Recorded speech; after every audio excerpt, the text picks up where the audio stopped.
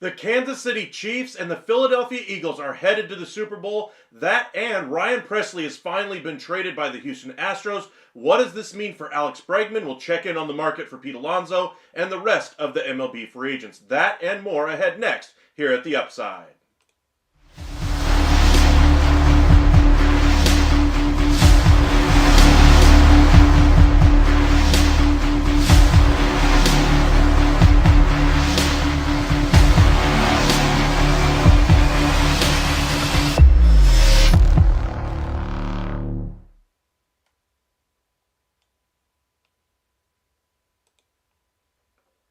And welcome into the MLB Hot Stove Daily. My name is Michael. Appreciate you guys joining us late on a Sunday evening. The Super Bowl is set. The Chiefs are once again headed to the Super Bowl. They will face off against the Philadelphia Eagles. Games went pretty much how I expected them to. I thought Saquon would run all over the Commanders. Ultimately, turnovers ruined the day for the Commanders in the end. And then, of course, the Chiefs just know how to win those close games. And so once again, Josh Allen and the Bills just fall short. The big news in baseball, Ryan Presley was traded from the Houston Astros to the Chicago Cubs.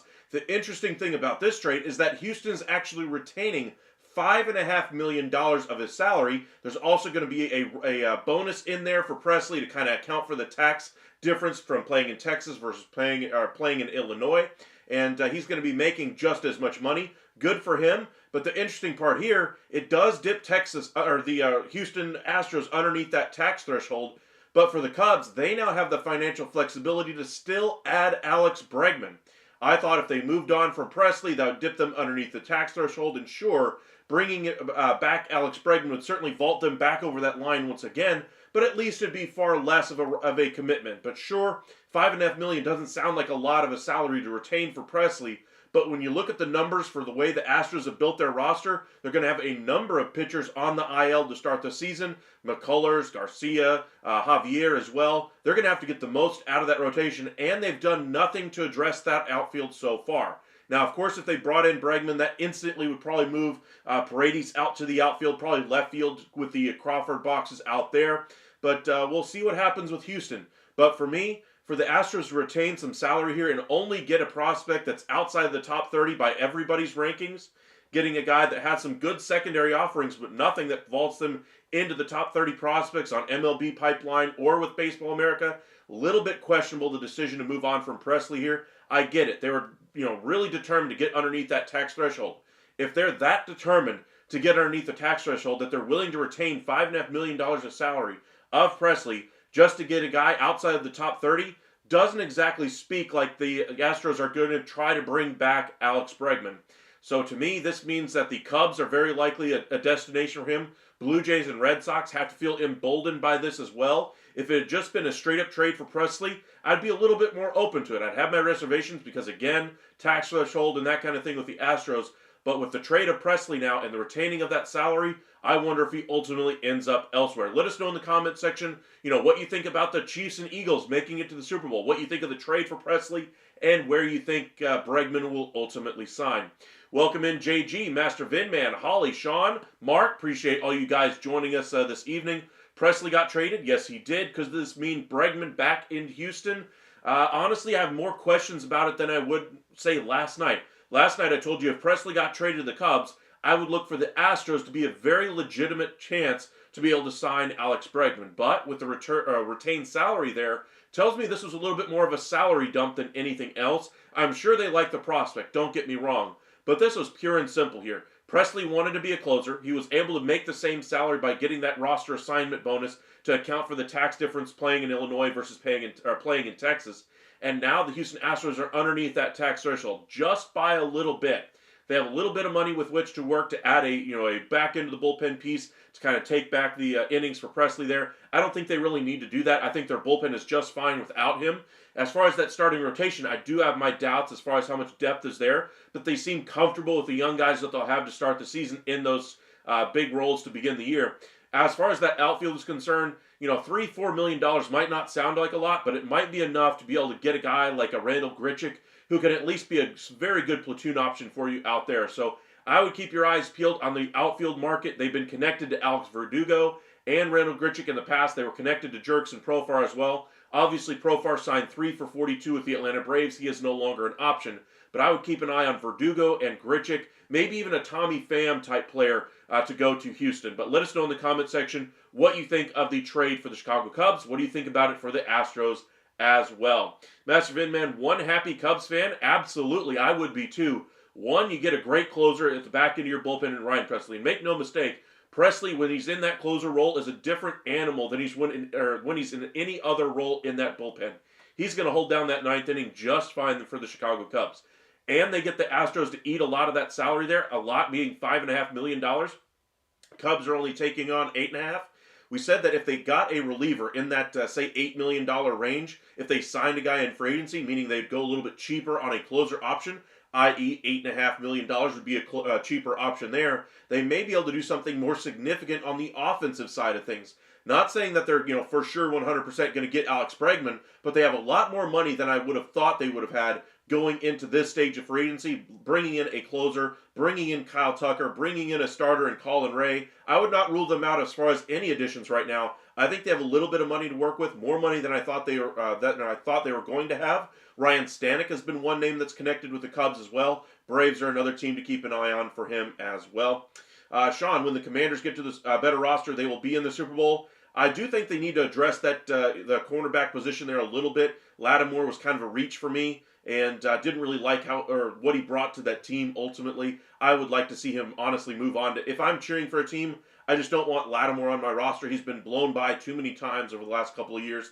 Sure, he's a big name, and you hope he can, hold down his position. He talks a big game, but he just doesn't play or post anymore. But I do think the Commanders have something there with Jaden Daniels. He was fantastic this year, and what a great rookie year for him. Let's not let this one game ruin the successful year they had under a rookie quarterback in Jaden Daniels and a first-year head coach in Dan Quinn. Hats off to the job the Commanders did. It's just their Cinderella story finally came to an end. Master Inman, does the Presley trade finally make the Cubs the favorite in the NL Central? No. I know you're really hoping this to be the case for the Chicago Cubs, but I like the addition of Tucker. I like the addition of Presley, but I still think the Brewers are the class of that division. Now, they still have a lot of young pieces on that Brewers team. They have some question marks in that rotation. I think they will address those, some type of a smaller level signing or a smaller level trade to kind of fine tune that rotation. I think they're going to be able to piece the bullpen together just fine. But I think the offense is really going to carry things for the Brewers, and I still have my questions about that Chicago Cubs offense. To me, that was really the issue going into the offseason, and their front office believed it was more of the pitching staff. They've done a little bit of addressing both concerns, but for me, moving on from Paredes to bring in Kyle Tucker is solving one problem that you did at the trade deadline by bringing in Isaac Paredes, and then trading him away immediately recreates that same problem there. Now, you have some good prospects coming with Shaw. I wonder if they'll use John Birdie over there at second until Horner is ready to go at this in May. But this team, to me, still needs at least one more bat to that lineup. If they bring in Alex Bregman, then and only then will I adjust my expectation for them in that division. But I'm still picking the Brewers over the Cubs, at least right now. But Presley does make it a very close, very interesting race. I think it's going to be that way anyway, with or without him. But I think the games that they're scheduled to win, or the games that they have in the bag going into the ninth, will be a lot better chance for them to lock those games down with him back there rather than some other unproven option. Mark, the Super Bowl no one wanted? I don't know about that. I mean, Saquon Barkley, first year with the new team, and the Philadelphia Eagles, rubbing it in all the Giants fans' faces, the Giants front office there, showing them the mistake they made. Now, understandably, the favorite on the NFC side going into the year, we're talking about teams like the 49ers, teams like the Eagles, Cowboys were expected to be very good. Lions were expected to be very good. None of those teams ultimately got there, but it was the Eagles that get there. Now, of course, the champs are there once again, and not saying that nobody wanted this one as far as the Chiefs to get there. Obviously, all of Chiefsdom's does want them to get there. I live in East Texas. I live 10 minutes away from Patrick Mahomes, played high school football. Safe to say this is Patrick Mahomes' territory. There's a lot of people that were pulling for Mahomes and the Chiefs. Outside of the fandom for the Chiefs and Mahomes, I can understand how the rest of the country was hoping Buffalo would finally pull it off. But Lamar ends up choking one up against the Bills with the turnovers. Understandably, Andrews had a bad game in that one. And then the Bills, once again, just fall a little bit short. I told you guys all year long, the Chiefs have been a great team. They just figure out a way to win the game, and they don't really try to do anything flashy. The flashiness went out the door with Tyreek Hill. And they've really changed the way they've tried to go about winning. Patrick Mahomes, all you need is a great quarterback to do just enough and a defense that's able to hold the other team just enough, and that's what they did. The Bills, to me, with the way they ran Josh Allen on, 5 different attempts on tush-push type plays, were stuffed on all 5 of those plays. After the third one that doesn't work, let's shake things up. Play action. Let James Cook run the ball. He was very effective all game long, and they underutilized him in this game, from start to finish. That touchdown he had was incredible, and the Bills have only themselves to blame. Welcome in, Jace. Master Vinman, that $5.5 million Houston is paying is just about what the Cubs are paying the Yankees for Bellinger. Yes, it is. Sean, when you think the Commanders make the Super Bowl? When do I think they make it? Good question. I would have to say, if they're going to have a chance, I would say the next 3 years. That might sound like a lot of expectation to put on a rookie quarterback's shoulders, but while he's on a rookie deal is the only time I think they'll get close. Outside of that, I think the rest of the NFC is going to get too good too quick. The 49ers are going to reload rather quickly. The Cowboys will be better in probably 3 or 4 years, and at that point, I think the Cowboys will be better than them in the division. This is the time to take advantage of the Cowboys in that division, but the Eagles are still the class in that division right now. The Lions are going to be very good. The Vikings are going to have a rookie quarterback next year. Sam Darnold might not be there. This is really the chance right now for Jaden Daniels to really accomplish something. We'll see if they can do it. But for me, they need to tweak that defense just a little bit. Mark, starting to think the Rangers bullpen might not be too bad. That's kind of what I've been thinking the whole time. I like the additions they've made. They've made this thing a pure competition going into the start of spring training. Really like what they've done. Not all the guys that they signed are going to start the season with this club, and they might have some guys on IL. They might have some guys with options. I get it. But having a lot more options back there, is the name of the game for Texas. They want to, earn your spot on this club. And that bullpen has been a blight on this team for years. And they're not going to have that be the case anymore. They're trying to address that bullpen. They've made, what, 5, 6 signings to that bullpen so far, and they may still add one more. I wouldn't rule out a Kyle Finnegan signing for them to at least start the year. Cowboys Nation, welcome in. Evening, ladies and gents. The Buffalo's curse continues, quite possibly, but boy, oh boy.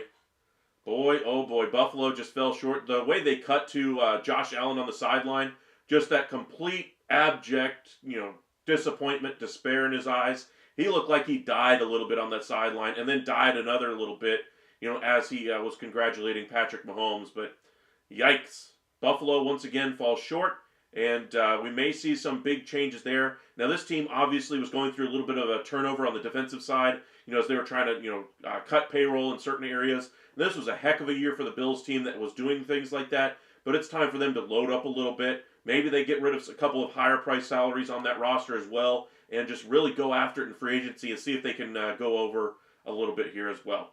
Verlis, welcome in. Commanders have the third most cap space, but remember, you're going to have some other teams that can make some restructuring deals. They can, cut some guys. They'll have some cap space, sure, but the Commanders have the number one priority covered with Jaden Daniels. They've got a good first-year head coach in Dan Quinn, who had success with the Commanders now, and we'll see if they're ready to go next year. Cowboys Nation, no one outside of Texas knew about Patty. Andy was really the only coach GM that thought he'd be something. He wasn't that good at Texas Tech. Another reason you got to look at Andy as one of the greatest. I thought he was one of the greatest back when he was with Green Bay. And then I thought Philadelphia got a great steal with, getting him there. I was stunned the Eagles moved on from him. I get it. Philadelphia's antsy. They have they're very quick to make decisions. And ultimately, I think the Eagles would be in a much better place if they had kept Andy Reid, obviously. But they chose not to. They made their decision. Andy found a new home, a better home, in my opinion, for him with the Kansas City Chiefs. He doesn't have to deal with that mishigas with the fans or the ownership or any of the front office or anything like that. I think the Eagles are a well-run organization, but there's a lot more noise coming out of that front office, out of that ownership group than I think there is out of the Kansas City Chiefs. Kansas City, the only noise you hear is their victories. And I get it. Patrick Mahomes, Travis Kelce and all the, commercials, you get all that noise now too, even with Andy Reid being in the commercials. That's just the perks of winning. That's all it is. But we'll see, what they do in the Super Bowl. One of the greatest offensive minds ever, chasing points, shows you shouldn't chase early, but solid game overall. Yeah, I was kind of surprised they went for 2. I get it. They were, thought they were going to be a yard closer to the, goal line. So why not take the point off the board when it was 6? Or they had just scored to go up 16 to 20, or they had just gotten to 16. They were going to go kick the extra point. They kicked it and made it to 17, but there was a penalty, so they decided to go for 2 and failed. That was some of the tush-push stuff they tried with Josh Allen and failed on 5 different occasions. Alrighty, pretty soon Eagles will have cap space issues just like the Saints. Saints are in cap hell. Yes, they are. Eagles will eventually be in that place, but they've done a really nice job getting some of those young players defensively. They're going to have some older heads coming off of that payroll, Brendan Graham, Fletcher Cox, among others. They're going to have some payroll flexibility, a lot more than what the Saints have had over the last couple of years. All right, let's head over to MLB trade rumors, see if anything is happening this evening.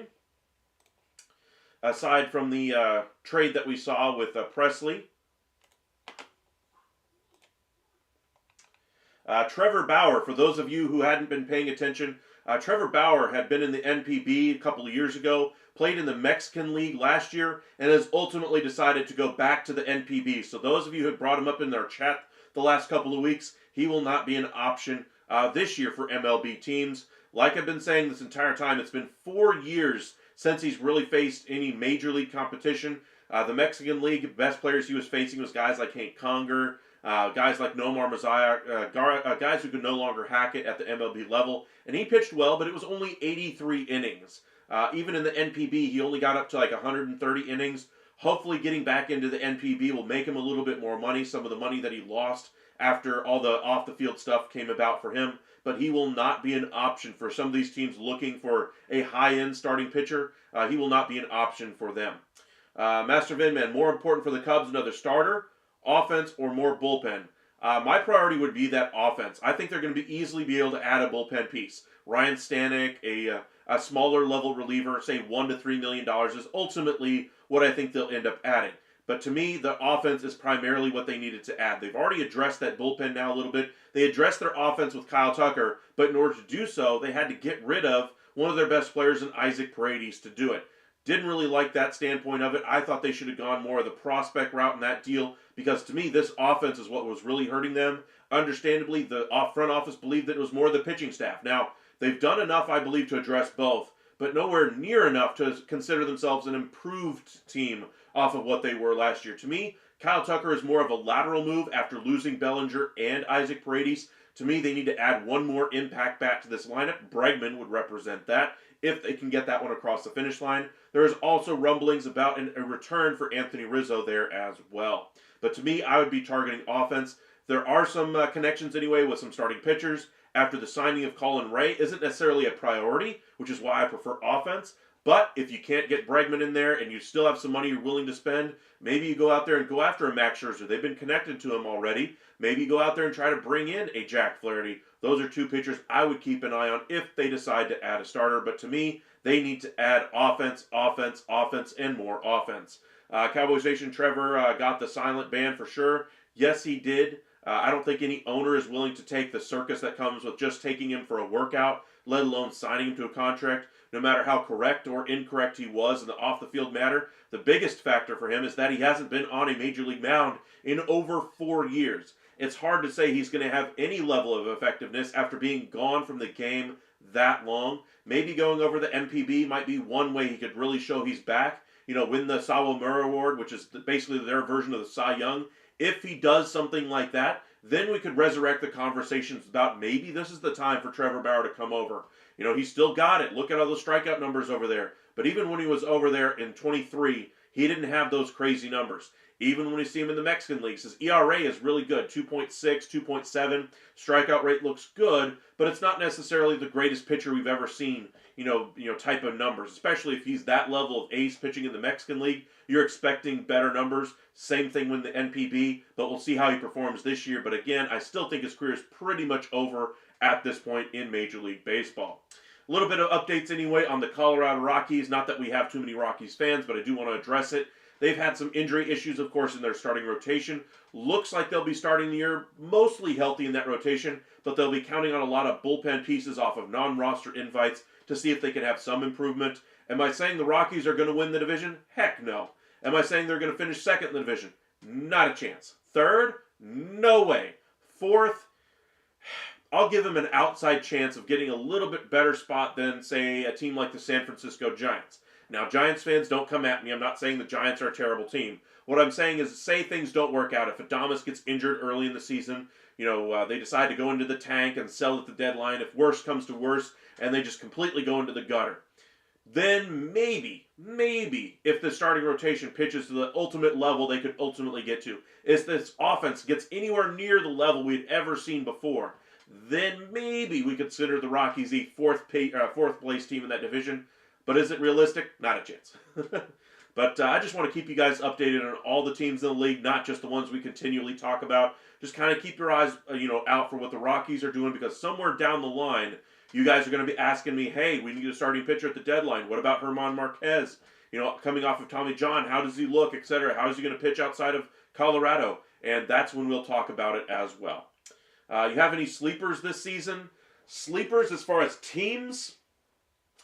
I'll say the Giants could be a sleeper. I think the other three teams that I mentioned there, the Dodgers, the Diamondbacks, and the Padres are all better teams than the Giants. But if they get things working right, if the Padres have some issues with the guys on one-year deals left, if they spend those guys off for prospects, they could easily jump ahead of them if things don't go well for the Padres.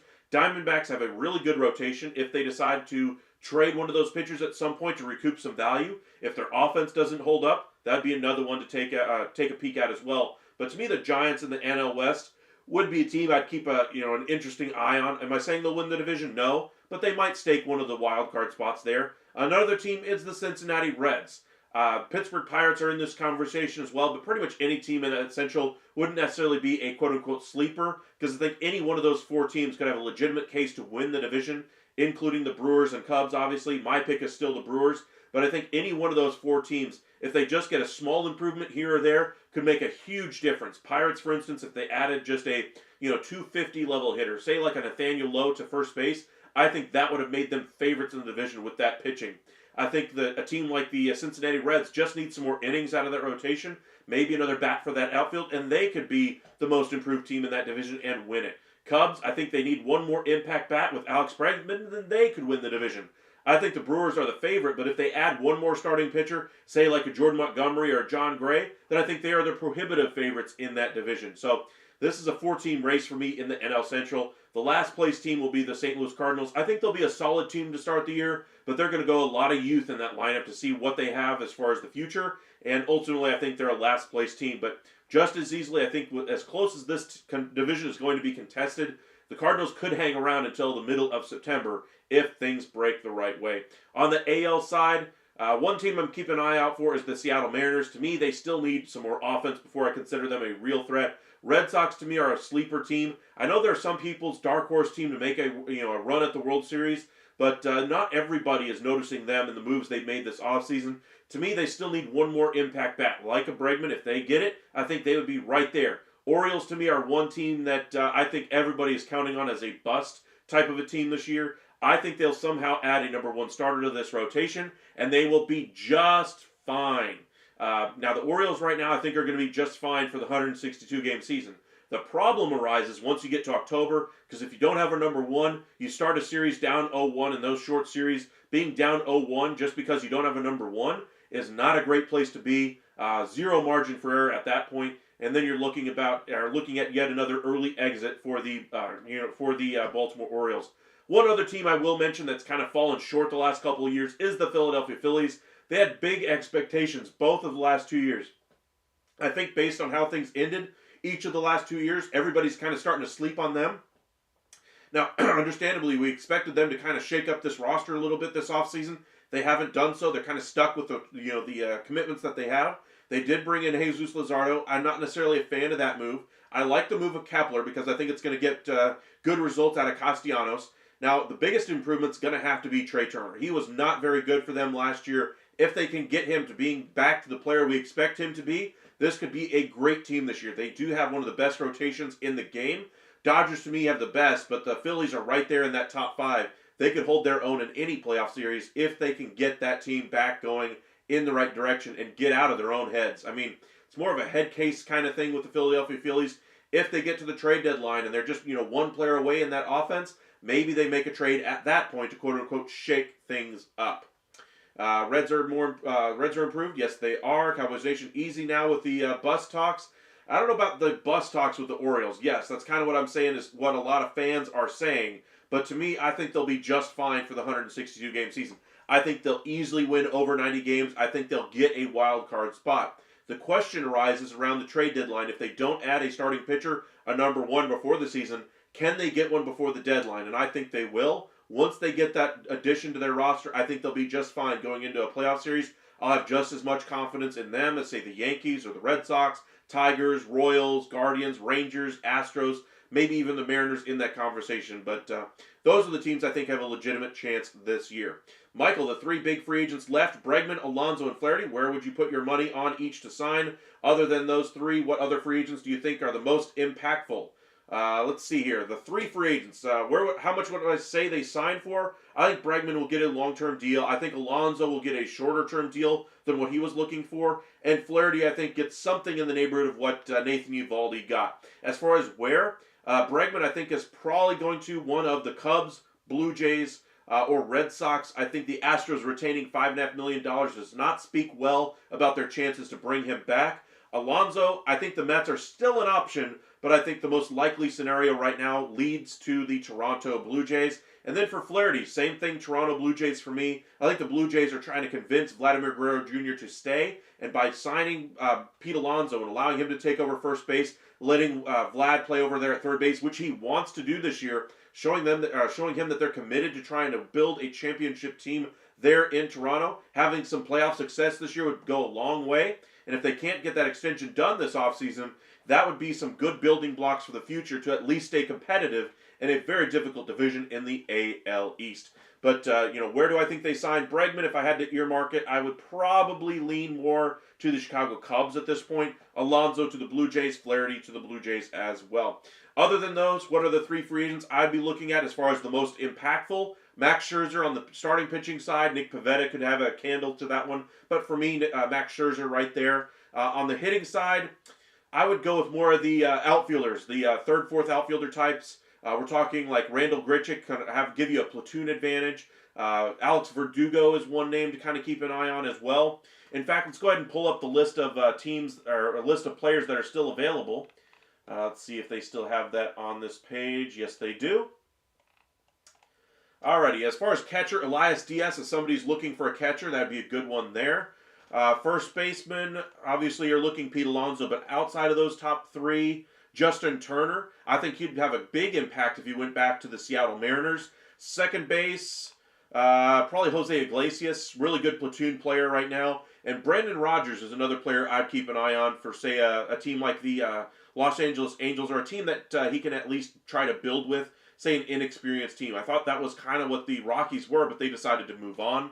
Shortstops, Ha-Seong Kim is still out there. He's probably the biggest name that's left outside of those top 3. I think he'd be a good option for the Padres now that they've lost out on Jurickson Profar. I thought Profar was going to go back there, but ultimately they miss out. Kike Hernandez is another one to keep an eye on as well. Let's see here. Yoan Moncada is another name to keep an eye on. I think Detroit's going to get him. Let's see here. Left fielders, Canna has been good over the years, but I don't think he's that great. The one name I would keep an eye on would be a guy like Adam Duvall. I think he'd be a good stopgap option for you. And if you're a team looking to compete, Tommy Pham is always good for a postseason run. He would be another outfielder I'd have my eye on. Alex Verdugo as well. Just love what he brings every day to that outfield mix. As far as center fielders, not much there to work with. Bader, I guess, is the best of the bunch, but I would rather go with Pilar or Taylor. I think Pilar would be a great fourth outfielder. For instance, if the Rangers somehow moved on from Leody Taveras, maybe Pilar would be a fit there. But I think they're going to try to start the season with both Taveras and Carter on the roster. Right fielders, nobody really jumps out aside from Tommy Pham to me. DH, Matt Carpenter is trying to resurrect his career a little bit once again. JD Martinez is still there. Justin Turner, again, is the biggest name there for me. Starting pitchers, I mean, if you want the worst one over the last 3 or 4 years, Patrick Corbin's sitting there. If you want an innings eater, I suppose. But I don't think he gets a roster offer this year. I think he would probably be a non-roster invitee to a team that needs just innings at this point. Jacob Junis is one guy I really like. Andrew Heaney, to me, probably is the biggest upside out of any of the guys that are left on this list here. Clayton Kershaw is going to go back to the Dodgers. I don't include him on this list for me. Jose Urena is a good option as well. He was a very good 6th starter for the Rangers last year, spot starter. In the bullpen, Carlos Estevez probably be the best of the bunch as far as relievers. Then you get into guys like Kyle Finnegan, etc. One kind of low-cost name to kind of keep an eye on is Kendall Graveman. When he's been healthy, he has been dominant, nothing short of dominant. The question is, how healthy is he, and how much does he have left in the tank? If a team is looking to go a little bit cheaper on a bullpen option, he would be one I certainly would say is worth a look. Kenley Jansen is still out there. Junis, to me, is still one of the best options there as well. Maybe one more go-around for Craig Kimbrell in his age 37 season. David Robertson on the 8th inning setup option would be a great one out there. Stanek's been mentioned over the last couple of days as well with the Cubs and Braves. Kirby Yates technically isn't signed yet, but he's going to the Los Angeles Dodgers. Remains to be seen what those numbers ultimately look like. Lefty relievers, we've talked a lot about Tim Hill, Andrew Chafin. I think those are some of the better options there. Maybe you go more of a veteran there with Tim Meza or Matt Moore as well. Will Smith has the track record. Maybe he gets another option or another contract offer, a major league offer. But I think he probably ends up settling for a minor league deal with a invite to spring training and see if he can break through with the club. Maybe a reunion with Texas could be in the offing there as well. But that's kind of the free agents that I would be taking a look at right now outside of those top 3. Rays at Legends Field could hang for a bit. The Rays are going to be out of Tropicana for a while, so they're going to have to figure out something more long-term. Not just for this year, they might have to do so next year as well. Sean, Cubs could have 3 Astros players on their team. Yes, they could. They might even have 4 if they bring in Stanek. Stanek spent some time with the Astros over the years. VPCZX, appreciate you joining us once again. Thank you for joining us. Appreciate you guys spending some time with us late on a Sunday evening. Be sure to hit that like and subscribe. Follow us on X at UpsideSN and on Facebook, Upside Sports Network, if you haven't already. Cowboys Nation, what teams do you think we see try to move their ace or solid number 2 for position players to strengthen their rosters? What do you think Seattle would want to back from a team for Castillo? I think they would want 2 major league pieces. 2 impactful major league pieces in return for Castillo. And even then, I think Seattle's made an organizational decision to not get rid of the best rotation they have ever had. But to your first part of your question there, what starters do I think could be moved? Ace or number 2? Dylan Cease we've talked about quite a bit. I think Montgomery is still a good number 2 option. You know, if he's given another chance with, say, the Texas Rangers, I think he'd be a very good fit there in Texas. But I think things just went so badly off the rails so quickly with the Arizona Diamondbacks, it didn't have a chance to get back on the rails. I think that's one guy that I would consider as a number 2 option. That would be a very low cost to try to acquire. As far as elite options, we're talking about guys at the trade deadline that you're mortgaging your farm system to be able to bring in this guy to make a difference, to make a run in the World Series. We're talking about guys like Framber Valdez, Dylan Cease, maybe the Justin Verlanders of the world if the Giants are out of contention. Max Scherzer, say he goes to Toronto and they're out of contention, he would be a name that could be floated out there as well. And then as far as guys with some control that is left, we're talking about Pablo Lopez, Sandy Alcantara. Those are 2 guys I would keep an eye on as well. Where will Kenley Jansen end up? Now that the Cubs are off the board, I think we could see him going to the Detroit Tigers. Let's see here. How did the Cubs get more money than you think? How did the Cubs get more money than you think? Well, first, they did a great job bringing in Kyle Tucker. They offloaded a little bit of salary anyway with Isaac Paredes, but overall, a lot of Chicago Cubs fans are telling me all the time how great this signing is, or this trade is for them. And honestly, they do have a better player in Kyle Tucker. I will say Kyle Tucker has a higher ceiling anyway than Isaac Paredes, but you're offloading one major league player, a competent major league player, a productive major league player in Isaac Paredes to bring him in. So while he is a better option in that lineup, it's only marginally better. You still haven't made your offense better as a whole to me. Then you go ahead and trade Cody Bellinger. You save yourself quite a bit of money on that one. Colin Ray is brought in for $5 million. They bring in John Birdie to kind of take over the spot for Nico Horner until he's healthy. I think he'll play a lot of third base as well this year as the season goes along. But low-cost contract there, I think it was, $2-3 million, something in that range. Then you get Presley for only $8 million. They still have more money to spend, and we'll see where they decide to use it. I think they'll add another lineup option. To me, they're still looking for some pitching. But for me, I think that offense needs more help than just Kyle Tucker, and we'll see if they get it. St. Vintage, welcome back. Appreciate you joining us. Spencer Torkelson to the Mets. I have not heard anything on that one, but that wouldn't surprise me. Detroit has kind of made the decision that Colt Keith will be their first baseman. Where exactly is that? What does that do with Spencer Torkelson now that he's lost his path to the big leagues? Maybe they move him, but that could be a buy low option there for the Mets. I think Detroit will still try to hold on to him and see if they can maximize his value and get him back to being one of the best minor league players that they can, and see if they can reestablish himself at the major league level. But for me, I think Torkelson just stays there with Detroit. While the Mets might be trying to kick the tires on it, I think he stays there with Detroit. Musica, welcome back. Appreciate you joining us once again. Did the Reds sign Estevez or not? They have not done so yet, but I would not rule that one out. I think they and the Chicago Cubs were the 2 teams vying for him. I think Detroit is in this negotiation, but I think the team that's closest to getting him, based on the reports that we've seen, is the Cincinnati Reds. Maybe the Rangers could ultimately jump in there after they miss on Kirby Yates, but I wouldn't be surprised if the Reds get that one finished. Cowboys Nation, how much would Arizona eat on the deal, you think? He's getting $23 million and an option next year. I think they would eat probably $15 million of that deal. That would mean Texas or whoever acquires him would have to eat about $7.5 million of that salary. I think you could get a decent prospect, maybe a back-end utility player like Ezekiel Duran for the Texas Rangers. He has some upside left, and if you give him some everyday lineup at-bats in there, I think he could reestablish his value. But that'd be a good buy low prospect for the can't really say prospect, a buy low young player with control for the Diamondbacks in exchange for Jordan Montgomery there. Where does Kenley Jansen end up? My guess is probably with the Detroit Tigers. Could the Cubs extend Ryan Presley? They could, yes, indeed. St. Vintage, Yandy Diaz or Mountcastle as trade options for the Mets. Yandy Diaz, no. The Rays are not looking to move Diaz. They're pretty much set with their finances right now. They may even have to add a little bit of salary to kind of satisfy the MLBPA. As far as Mountcastle, that could be an option. But what's the reason for the trade there if the Orioles are giving up Mountcastle? What number one starter are they getting from the Mets? That would be nobody. So this would have to be a 3-team trade. Say Mountcastle went from the Orioles to the Mets in the Dylan Cease trade. Say Cease goes to the Orioles. Then maybe some prospects go from the Mets and the Orioles to the Padres in that type of a deal. I think that would be the only way Mountcastle would be traded to the Mets. Mountcastle isn't moving. That's kind of my thoughts, unless they get a number one starter and the ask is Mountcastle. We shall see.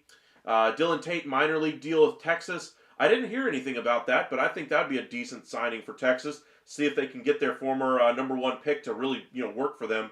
Obviously, the trade that they made with the the Yankees at the time for Dylan Tate did not work out, but that'd be kind of a interesting option for Texas. They have got a lot of options in that bullpen. Bringing in Tate wouldn't be a bad option for them either. Mets have stud pitching prospects in Sproat, etc.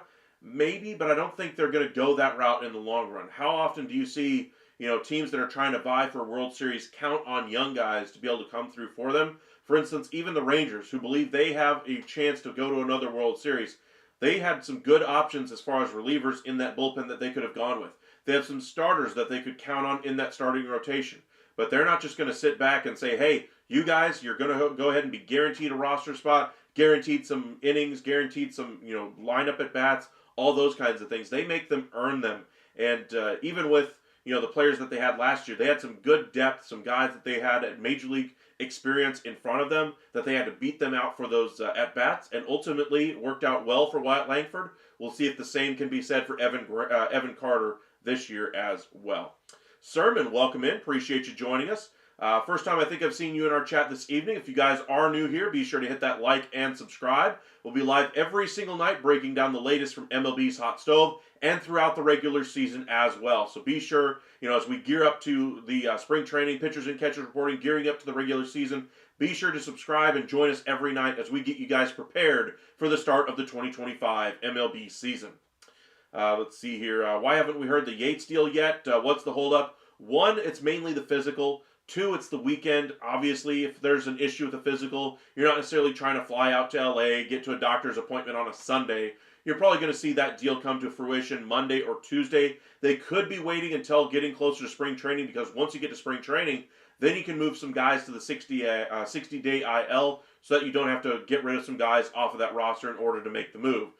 For instance, like designating players for assignment just for the roster spot, they wouldn't necessarily have to do it if they waited until that point. That's a little bit far off, though. I think it's more of just a function of just trying to get the physical done and just getting the final details of the contract ultimately hammered out.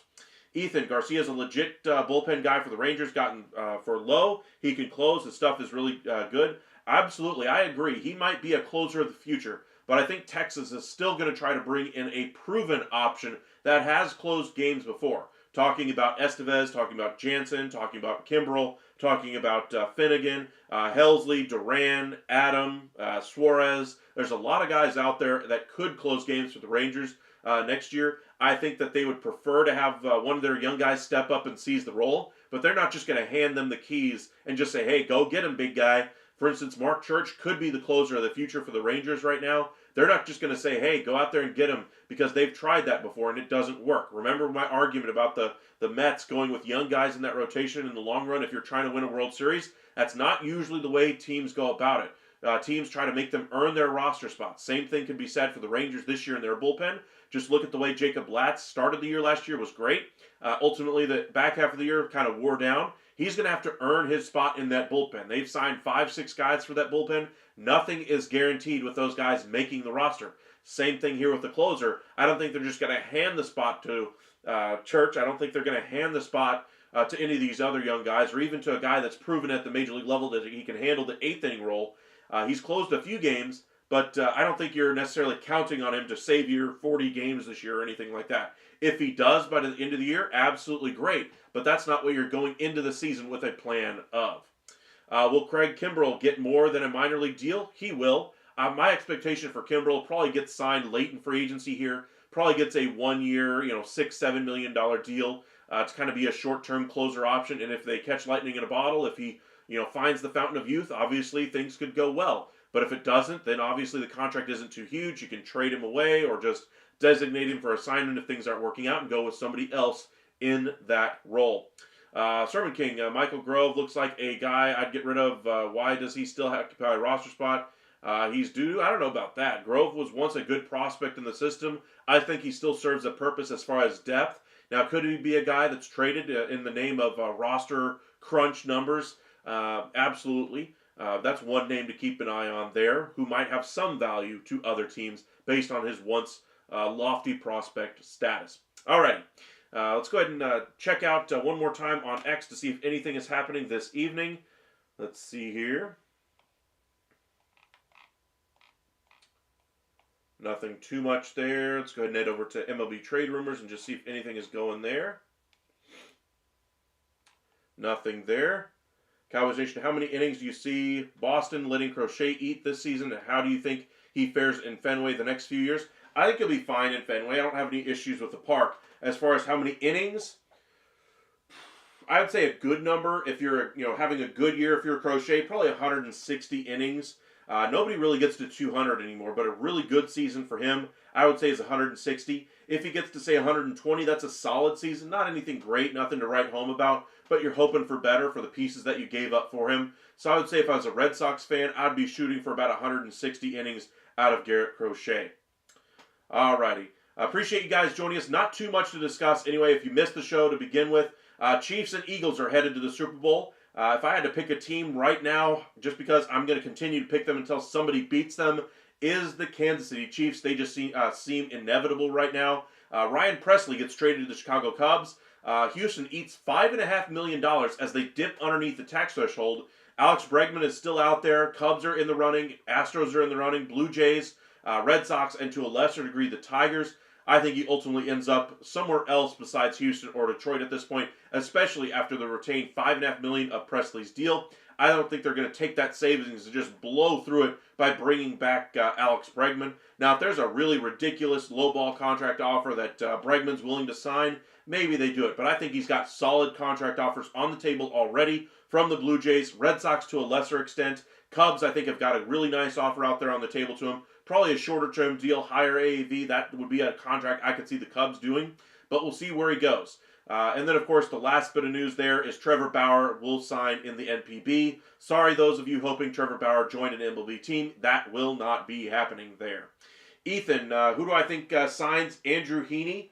My thought process this entire offseason was whoever misses on some of these big starters tries to go after a Heaney. Chicago Cubs, if they didn't sign Colin Ray, I would say it would be a great fit for a guy like Andrew Heaney. But ultimately, that's not going to happen. Reds are a team that'd be a nice fit, but I'm not sure how much money they're willing to spend on that number 5 starter in that rotation. Heaney may end up going back to Texas. He had a great time there. If they say the Rangers are willing to go after Jordan Montgomery for $7.5 million, if you backload the deal enough for Andrew Heaney, maybe give him an extra year just so you can space out the money a little bit more, you could shoehorn that deal in there and still add a closer as well. I wouldn't rule that one out. He had a great experience with the pitching coach, Mike Maddox, great experience with Bruce Bochy, loves playing in Texas. I wouldn't rule out a return there, but there are some teams still looking for some more starting pitching.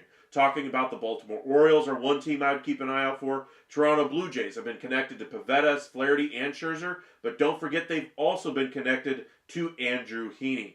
I think the Twins would be a decent option. They had some rumblings about Dylan Cease. I'm not sure how much money they're willing to spend in this free agency cycle, especially when they're going through an ownership change. I wouldn't say that they're going to add payroll, but if they can find a way to offload, say, Christian Vasquez's deal, put Diego Cartaya on that major league roster to begin the season, and give him regular at-bats, use the money from Vasquez's savings, and try to bring in a starting pitcher that way, than rather, spending some top prospects to bring in a Dylan Cease. I don't really see that as a viable option for the Twins going forward, especially when you consider that they might be willing to trade Carlos Correa during the season, Pablo Lopez, Duran, and others. Things to kind of keep an eye on as well. Hopefully we get more movement in the next week or so. We had a pretty active week the last 3 weeks anyway, since the calendar turned to 2025. We have had constant movement, 1 or 2 deals every single day. And today we only had, one deal, minor league deal as well. We also had the NPB deal with Trevor Bauer. A couple of different moves today. We should see another, couple moves tomorrow. I think Bregman will sign here in the next couple of days. I think that market is pretty much solidified at this point. We know where everybody stands. It's just a matter of Bregman picking a contract offer that he likes and signing on that dotted line. I think we get Yates' deal being official in the next day or two. I think by Tuesday evening we'll know how much and how many years he ultimately gets. And then I think the Rangers are going to add somebody before we get to spring training. I think we'll see the trade market pick up a little bit, especially with the San Diego Padres. They have been so quiet this offseason. I'm stunned they haven't already made a move or two, but we'll see where they go. Ha-Seong Kim, I think, is a name to kind of keep your eyes on for the Padres. Maybe he could be a fit for the Yankees as well, but we shall see. I know we get a lot of Yankee supporters in our chat. He is still out there on the free agent market.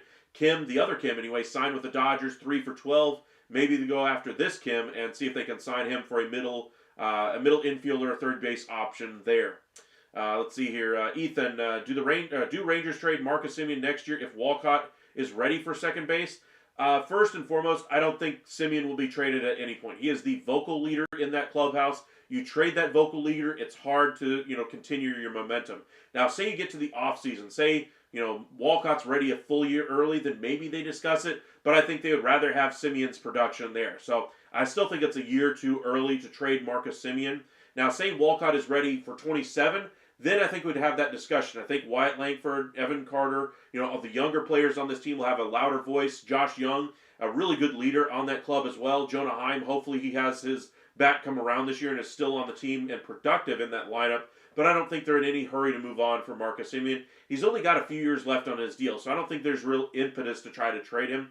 I'm not sure how much you'd get in a trade if you did anyway. The best thing about that type of a trade would be freeing up the money from Semien's contract so that you can use Walcott on a rookie deal and a pre-arb deal, and then just see if you can reinvest that money in an outfielder or in another starting pitcher, maybe in an elite level closer. Rangers over the last 15, 20 years have never really spent on a closer. Their best closers in franchise history, we're talking about Neftali Feliz, homegrown guy anyway, or at least a trade with Mark Teixeira, who's a prospect, came up with Texas, was good for a number of years. Joe Nathan, to me, was a little bit better than that. He was a very good closer. He's the lone free agent guy that they really signed. John Wetland as well. Those are probably the best closers that we've seen the Rangers go after. Eric Gagne, they tried that experience. Eddie Guardado, they tried that experience. But in general, they go with lower cost, cheaper options. The Sean Tollisons of the world, the Sam Dysons of the world, the Alexia Gondos of the world, the Jose Leclercs, those types of pitchers at the closer spot. They're never really going to spend at that closer spot, but maybe if they did something like a Semien trade, they would have that money to free up there. But Walcott is going to be a superstar player. I have very high expectations for him. There's another player I'm keeping my eye on this season as far as a prospect, and he wasn't in the top 100 up until just the last couple of days, but he is now the 17th ranked prospect by Baseball America or MLB Pipeline, one of the two, and his name is Jesus Made. That's one guy I have really high hopes for in Major League Baseball. I think he could be a superstar in the making for the Milwaukee Brewers, and they really need that to come through. They need some pitching there, so they may ultimately try to trade Jesus Made to see if they can get some pitching, some controllable pitching, but I really hope they hold on to that player, because if he's available, if I'm the Rangers, there's a guy that's broke into the top 100 as well, Alexander Rosario. He's in the top 50 prospects. I think you package him with maybe one more piece like a John Gray to help out their rotation right now. You get two starters essentially for one great prospect there in Jesus Made, because I think he's got a really high ceiling, and I think the Brewers would be crazy to let go of him. But if they did, if I'm the Rangers, if I'm any team really, I would be all over that opportunity. Same thing if Walcott was made available by the Rangers. If they got really desperate at the trade deadline for one or two really important pieces, maybe you might be able to pry them at that point. But I think those players have some of the brightest futures in the entire game. Everybody's talking about guys like Roki Sasaki, about Walker Jenkins, Jackson Jobe, players like that. But those are the players I'm keeping an eye on: Walcott and Jesus Mate, among a couple of others as well. Cowboys Nation, Spagnola planning to stop Saquon should be fun to watch. They did a pretty decent job with James Cook in the second half, mainly because they didn't really use him enough. I'm curious to see how they will go after stopping Saquon Barkley, because I think that whole Eagles team really runs with him. Yoda, welcome in. Appreciate you joining us once again. Would Brazier make a good trade piece for the Red Sox? Where do you see him landing? I guess I would say for that. I don't really see him being a huge trade piece, though, but I think there will be some interest, as there always is with players when they're on the market, but I don't think I gather anything really big either. Willard, welcome in. Is Bregman going to re-sign with Houston or no? I would lean no after they retained some of the salary for Ryan Presley in that trade as well. Bubba Chandler is going to be solid too. Okay. Alrighty. Appreciate you guys joining us this evening. Got to get ready for work tomorrow. Big day. Did some changing of career type stuff today. A lot of changes going on behind the scenes. And hopefully we can make this a long-term career, preferably. But for now, gotta make some changes in the personal life. Got some changes coming to the channel as well. We'll have some long content videos coming out for the first time in almost 2 years. So look forward to that coming in the next couple of months. Once we get closer to the start of the season, is when we should expect some of those videos to begin to come out. So appreciate all you guys for the super chats, for the support, for the likes on the video. I noticed even those hearts that you send in the chat really do help us out quite a bit. They bring more viewers to the channel. Sending those likes, hitting that subscribe button, anything that you do to interact with our channel really does help us out. So I just want to take some time out and say thank you to all the support you guys have given us. Following us on X, following us over on Facebook at Upside Sports Network. It's been a lot of fun talking baseball with you guys, even mixing in some, football as well. Cowboys Nation Pittsburgh could have a dominant rotation for years to come. They could if they don't trade it for some offense, which they've been resistant to so far. Master Vinman, thanks, Michael. You're the best. Thank you, man. Appreciate that. Would Bregman play third or second for the Cubs? I would guess probably third base. But we'll see. Money talks, and if they move on from Horner, maybe they move him over to second base long term. But I think to start, Bregman would probably be their third baseman if they did sign him. All right. Thank you guys for joining us. Stay safe out there, and we'll see you tomorrow night around 9 o'clock. Be sure to join us. Hit that like and subscribe. We'll have a couple of videos coming out tomorrow about the Chiefs and Eagles. We'll also have one about the Presley trade, and if we have time, we'll see if we can get one out about the Bregman talks right now, and update you guys on the coaching search for the Saints, Cowboys, etc. But appreciate you guys joining us. Thank you. Have a nice night, everybody.